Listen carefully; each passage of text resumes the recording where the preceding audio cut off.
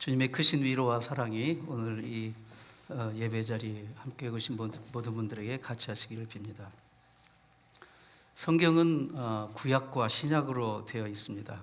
예수 그리스도를 기준으로 구약은 옛 약속이고 신약은 새 언약입니다. 구약 약속의 구약 언약의 핵심은 오실 메시아에 대한 약속입니다.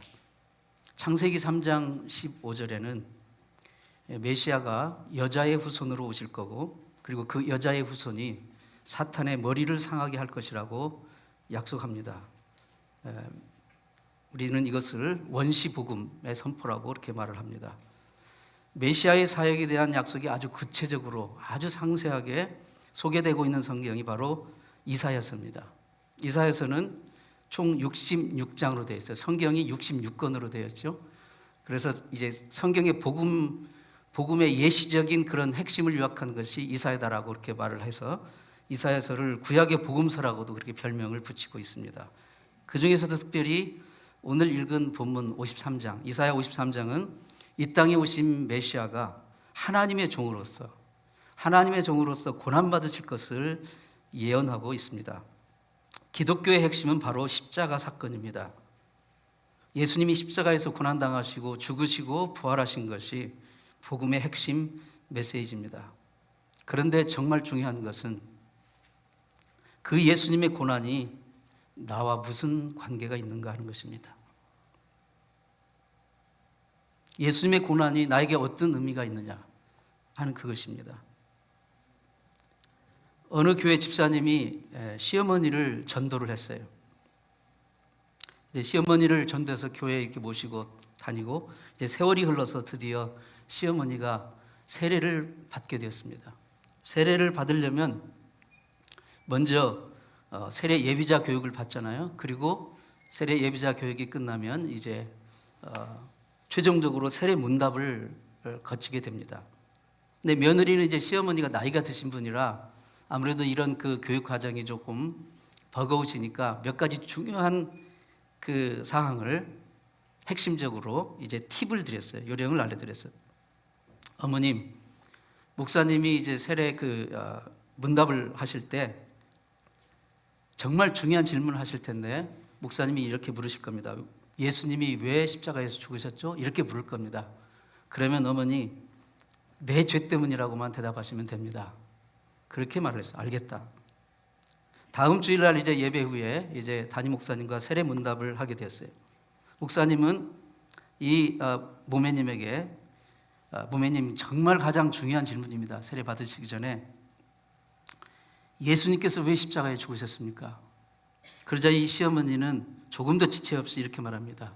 예, 그것은 우리 며느리 죄 때문이라고 그러더군요. 여러분은 어떻게 대답하시겠습니까? 예수님의 고난과 죽으심이 바로 여러분에게는 어떤 의미가 있습니까? 오늘은 종려주일입니다. 이번 주간은 고난주간입니다. 영어로는 홀리위기라고 하지 않습니까? 거룩한 주간. 다음 주일은 부활주일입니다. 이 세상에 메시아로 오셔서 세상의 구주로 오셔서 고난받으시고 죽으신 이 주간을 거룩한 주간이라고 합니다.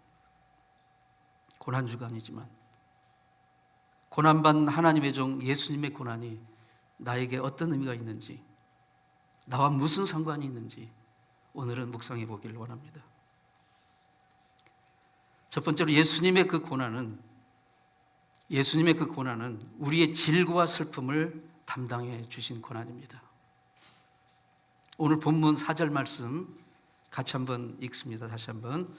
그는 실로 우리의 질고를 지고 우리의 슬픔을 당하였거늘 우리는 생각하기를 그는 징벌을 받아 하나님께 맞으며 고난을 당한다 하였노라. 이 구절은 너무나도 유명해서 우리가 신앙생활하면서 교회 다니면서 너무나 많이 들은 말씀이에요.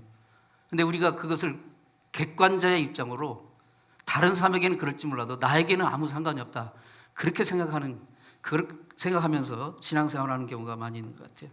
예수님께서 우리의 질고를 지고 우리의 슬픔을 당하셨단 말입니다. 십자가에서. 여기서 질고는 무엇입니까? 육신의 질병과 마음의 고통입니다. 인간의 삶은 누구도 예외 없이 질병과 고통의 연속입니다. 그 질병과 고통은 언제 벗을 수 있냐면 우리 육신이 죽을 때 비로소 벗을 수가 있는 거예요. 역사 이래로 이 질고가 없이 살아간 사람은 아무도 없습니다. 아무리 불경기가 와도 병원은 불경기가 없어요.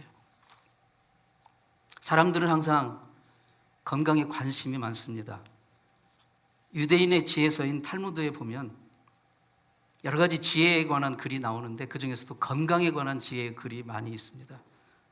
그 탈무드의 그 지혜의 그 글에 보면 세 가지 건강 규칙이 나옵니다. 세 가지 건강 규칙이 우선 청결하라. 아침에 찬물로 눈과 손을 씻고 저녁에 따뜻한 물로 손과 발을 씻는 것이 어떤 약보다 좋다. 두 번째, 음식을 절제하라. 자기 위의 용량의 3분의 1은 음식을 먹고 3분의 1은 물을 마시고 3분의 1은 비워두라. 40세가 되기 전까지는 먹는 것이 이롭고 40세 이후에는 마시는 것이, 물을 마시는 것이 더 이롭다. 셋째, 몸을 적당히 계속 움직여라. 너무 오래 앉아있지 말라. 위와 장애 그리고 치질에 좋지 않다. 너무 오랫동안 서 있지 말라. 심장에 좋지 않다. 너무 오랫동안 걷지 말라. 눈에도 좋지 않다. 네 번째, 잘 휴식하라. 밤에 해 떨어지면 자라. 새벽녘에 잠자는 것은 단단한 강철 끝과 같이 강하게 해준다. 낮잠을 밤잠보다 더 오래 자면 해롭다. 연속해서 3일 자지 못하면 죽을 수도 있다. 그 건강에 관한 굉장히 중요한 그 인사이트를 주는 그런 글입니다. 그러나 아무리 우리가 건강의 원칙을 열심히 지켜도 결국 건강의 주인은 우리 주님이십니다. 생명은 주님의 손에 있기 때문입니다. 얼마 전에 영국 왕인 찰스 왕이 암에 걸렸다는 뉴스를 여러분 들으셨죠? 그런데 그저께 지난 금요일에는 그의 며느리인 캐서린 왕세자비도 암에 걸렸다고 발표가 되었습니다. 이게 웬일입니까? 여러분, 그 사람들은 세상에서 가장 최고급으로 좋은, 가장 몸에 좋은 음식을 먹는 사람일 거예요. 그리고 세계 최고의 의료진에 의해서 항상 정기 건강검진을 받을 거고요. 그리고 전문 헬스 트레이너를 통해 건강 관리를 하고 몸을 이제 관리하는, 철저히 하는 그런 사람들일 거예요. 그런데도 암에 걸리는 것을 막지 못했다는 사실이에요. 제 아무리 최선을 다해 몸을 관리하고 건강 관리에 대한 그 지혜를 우리가 지킨다 할지라도 우리 몸 안에서 무슨 일이 일어나고 있는지는 아무도 모르는 겁니다. 문제가 발생한 후에, 병이 발생한 후에, 암세포가 드러난 후에서 비로소 그 사실을 발견할 뿐입니다. 건강의 주인은 우리 주님이십니다. 생명은 주님의 손에 있습니다. 모든 질병의 근원을 고치시고 치유하시는 분은 우리 주님이십니다.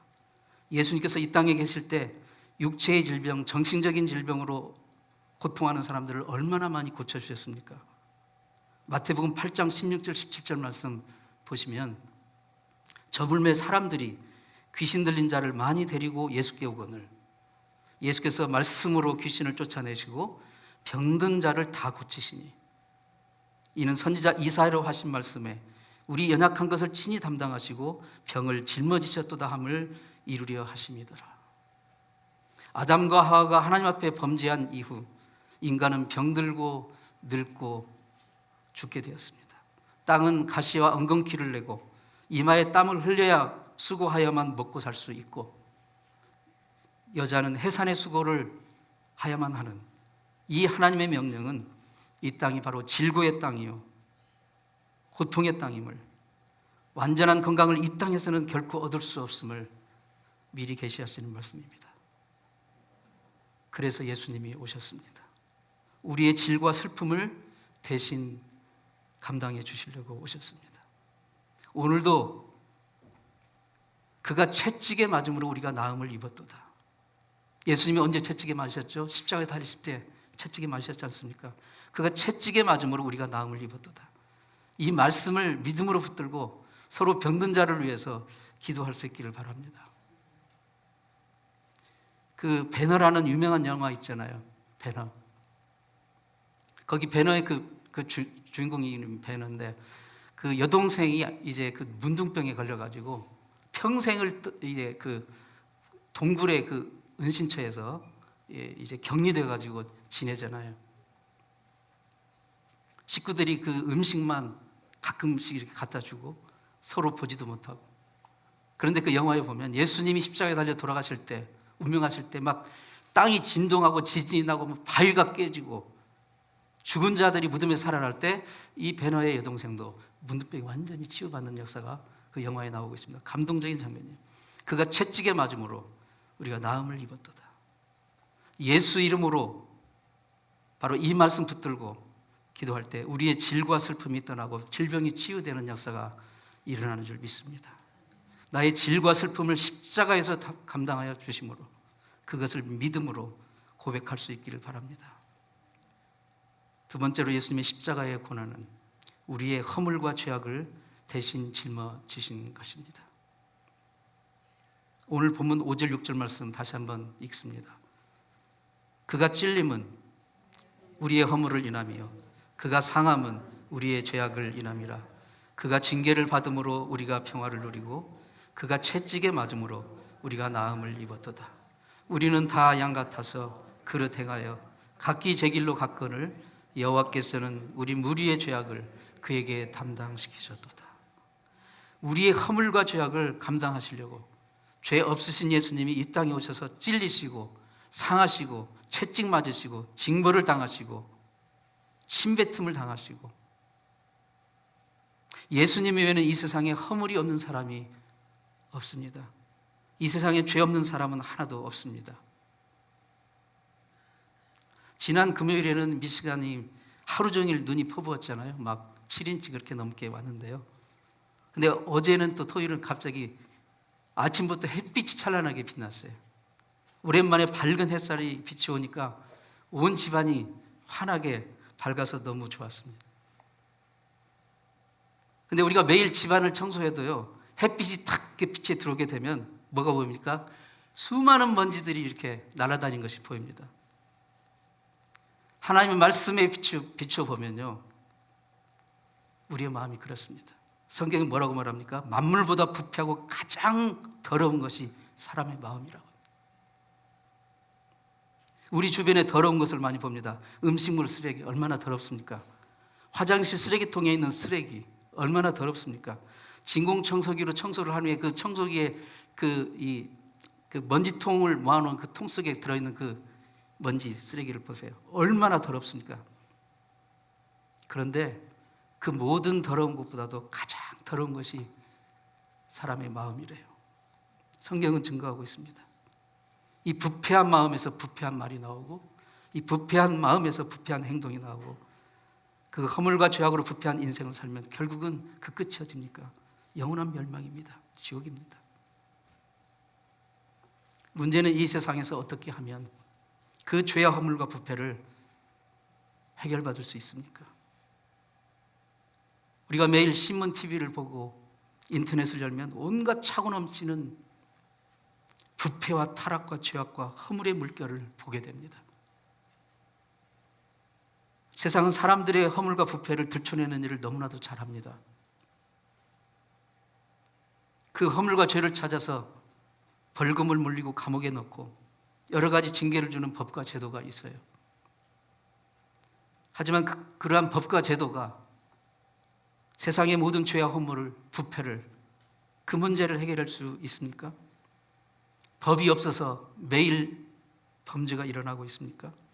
제도와 교육이 없어서 교도소는 여전히 죄수들로 넘쳐나고 있습니까? 이 세상 그 어떤 법과 제도도, 교육과 윤리도, 힘과 권력도 이 세상에 존재하는 죄와 허물과 부패의 문제를 근본적으로 해결할 수 없습니다. 오직 2000년 전에 오신 하나님이 보내신 하나님의 아들 예수 그리스도만이 우리의 모든 죄와 허물과 부패를 근본적으로 해결하는 길을 십자가에서 열어주셨습니다. 어떻게 해결하셨습니까?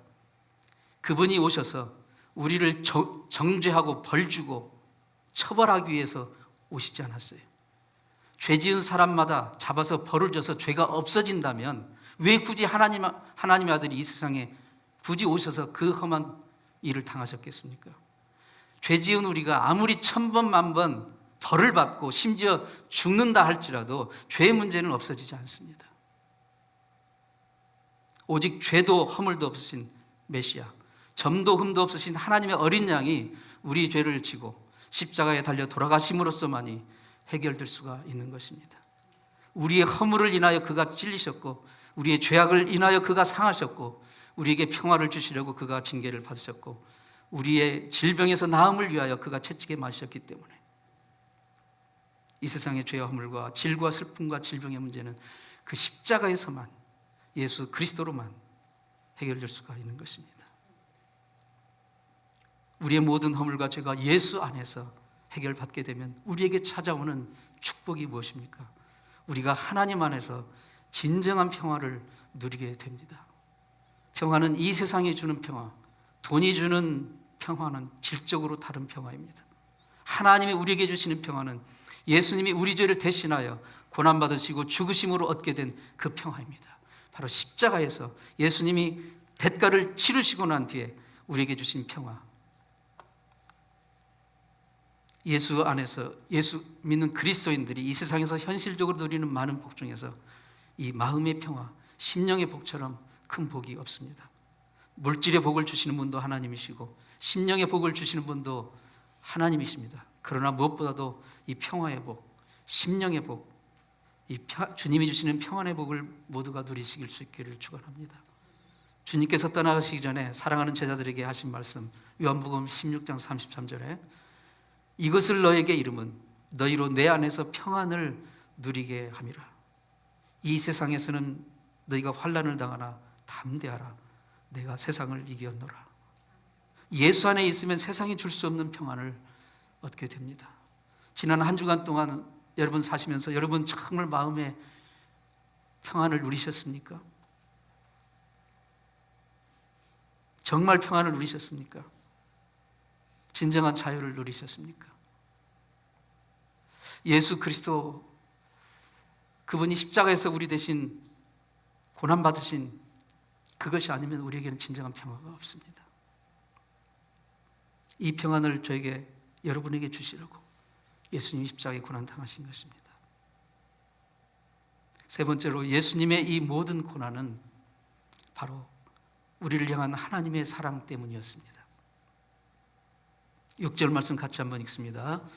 우리는 다 양 같아서 그릇 행하여 각기 제 길로 갔거늘 여호와께서는 우리 무리의 죄악을 그에게 담당시키소도다. 우리는 마치 목자 없는 양처럼 각기 제 길로 가요. 잘못된 길로 갑니다. 하나님을 등집니다. 그러나 하나님께서는 우리들의 죄악을 그 아들 예수 그리스도에게 담당시키신 것입니다. 여기 담당이란 말이 무슨 말입니까? 대신 당한다는 뜻입니다. 대신 당. 내가 당해야 할 벌을, 내가 당해야 될 저주와 형벌을 대신 당한다. 예수님은 죄가 없으신 분입니다. 죄 없으신 예수님께서 우리 죄를 대신하여 담당하여 대속하여 주신 것입니다. 예수님은 죄의 값인 사망을 십자가에서 담당하셨습니다. 우리가 받아야 할 지옥의 심판을 십자가에서 담당하셨습니다. 그래서 예수님 마태복음 10장 45절에서 인자가 온 것은 섬김을 받으려 함이 아니라 도리어 섬기려 하고 자기 목숨을 많은 사람의 대속물로 주려 함이니라. 그 이유가 무엇일까요? 그 이유가 무엇일까요? 하나님이 우리에게 무슨 갚아야 할 빚이라도 있으신 겁니까? 그래야 할 무슨 의무라도 있으십니까? 아닙니다. 그 이유는 하나님이 우리를 사랑하시는 것, 그 외에는 다른 것이 없습니다. 하나님 우리를 사랑하시기 때문입니다. 그래서 우리를 위하여 예수께서 십자가를 지신 것입니다. 하나님의 사랑은 자기 아들을 십자가에 죽이시기까지 한 지극한 사랑입니다. 이 세상에 부모가 미치지 않고서야 다른 사람을 위해서 자기 자식의 목숨을 내놓는 사람이 어디 있습니까? 차라리 자기가 대신 죽을지언정 자기 아들을 내놓는 사람은 없어요. 자식이 감기만 들어도, 자식이 손가락만 비어도 부모의 마음은 아픕니다. 그러나 하나님 아버지는 자기의 독생자 하나뿐인 아들, 그 아들의 목숨을 내어놓으셨어요. 예수 그리스도의 십자가의 고난은 우리를 사랑하신 하나님의 사랑의 절정입니다. 성경이 다 하나님의 말씀이고 생명의 말씀이지만 제일 유명한 구절 중 하나는 바로 요한복음 3장 16절입니다. 같이 고백하겠습니다.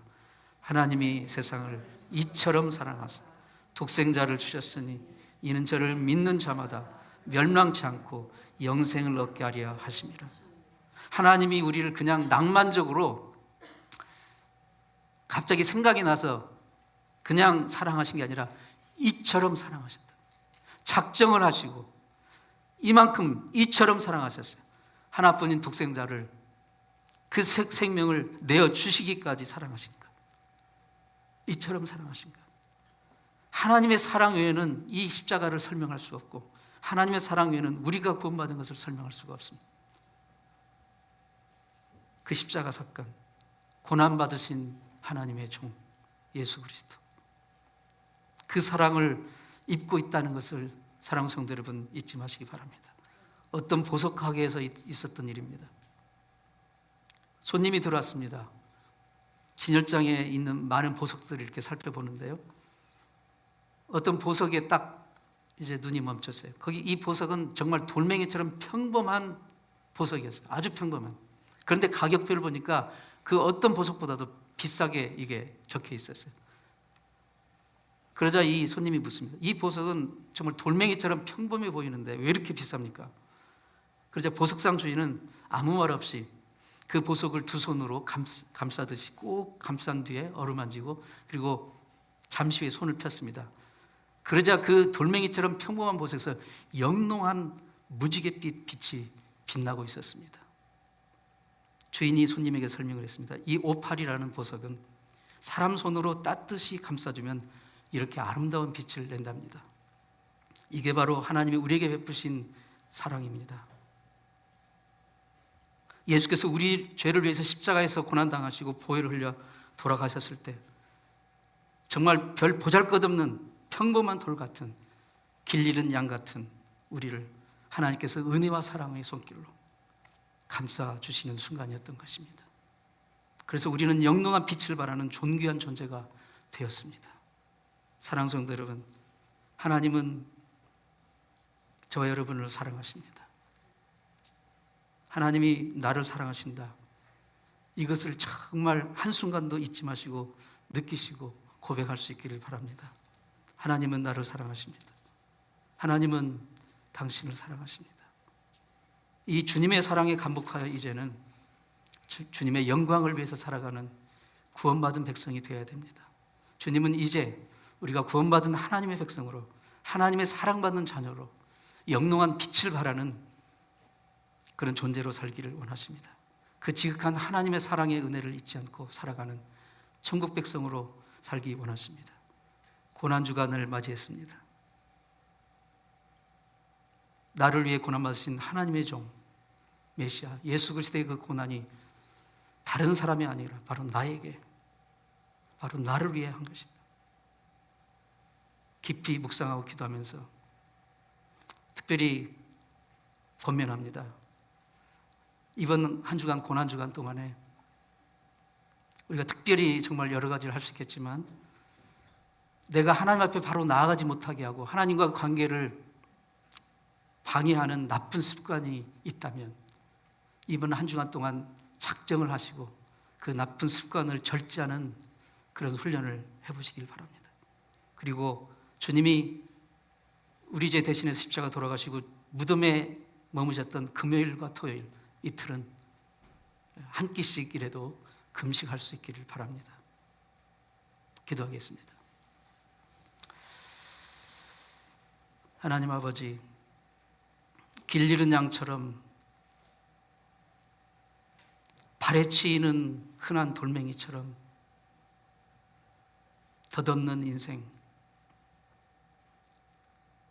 멸망의 길로 내려가던 우리를 구하여 내시고 십자가에 달려 몸과 살갑지 찢으시고 거룩한 보혈 흘려 우리를 구원하신 주님의 대속의 고난과 그 사랑, 그 의미를 깊이 묵상하는